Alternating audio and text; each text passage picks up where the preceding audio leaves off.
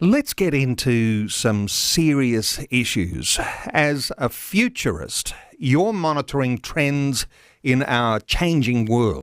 You're in London, but looking in on the fishbowl that you might see as Australia and our Australian culture. What are the sorts of things you're coming to observe and thinking about what might be ahead of us in the decade ahead? Well, right off the top, I think I can give you three things, and skipping through the details, but three major things that I think will affect Australia as they do much of the world. The first one is the blurring of the line increasingly between humanity and technology. That's going to continue apace in the next 5 or 10 years. A push for more and more sophisticated artificial intelligence and eventually artificial general intelligence is going to bring a mix of benefits, healthcare, education, for example, along with challenges. Things like jobs will be affected. We'll see human implants augmenting human skills with inbuilt tech devices such as brain implants. That's going to be much more common in Australia than it would be right now.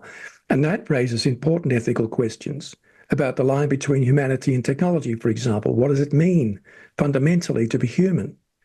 I think a second thing we're going to see in a big way is a further digitization of the human experience. So the raison d'etre of big tech companies is encouraging us to create mountains of data which they can collate, analyze, and monetize. I think we all know that now. So we'll continue to see efforts to bring more and more of the human experience under that digital umbrella. More of what we do will be done online even than it is today. And that, of course, contributes to the push for the cashless economy, which will pick up pace in the next 5 years. Already we're seeing a growth in digital debt because people are spending using cashless systems. We're spending more with less forethought. You don't have to think as much when you're just wiping a card. And of course, there's the problem of data outages. Things like CrowdStrike come along and affect online services worldwide, and we can't access our money. And the third one I'd cite right off the top is a deepening identity crisis, a deepening of our sense of lack when it comes to fundamental meaning. I was asked a while ago in Berlin, what is the plague of our time? This was pre-COVID.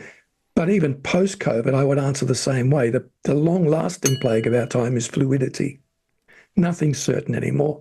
Even the most basic characteristics of life, including our definitions of gender, are subject to debate and alteration. So there's almost no fixed moral or cultural points of reference. And linked to that is a meaning deficit.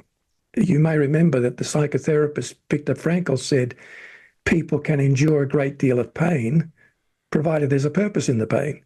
And today we've got people in Australia, as we do in Britain and America, suffering inner or existential pain because there's no purpose in it. They don't feel any purpose or meaning in it. And we see the effects of that in our falling levels of public trust in foundational institutions. In the last 15 years, every institution in society has been held up and found wanting. Governments, police, courts, health and education authorities, even the institutional church. And that decline in trust is, of course, partly because institutions have not lived up to their promise. But it's also, I think, because we have unrealistic expectations of them, and will continue to do that. Because we've lost any shared religious foundation, we've come to expect too much from society's leaders and institutions. We look to them to project a sense of purpose into our communities and lives, and they're not equipped to do that.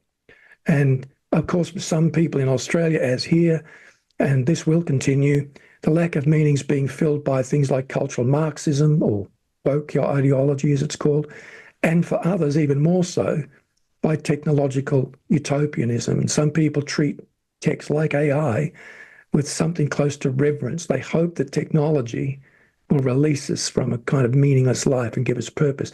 So there's just three things right up the top that will shape in some way the culture in the next 5 to 10 years.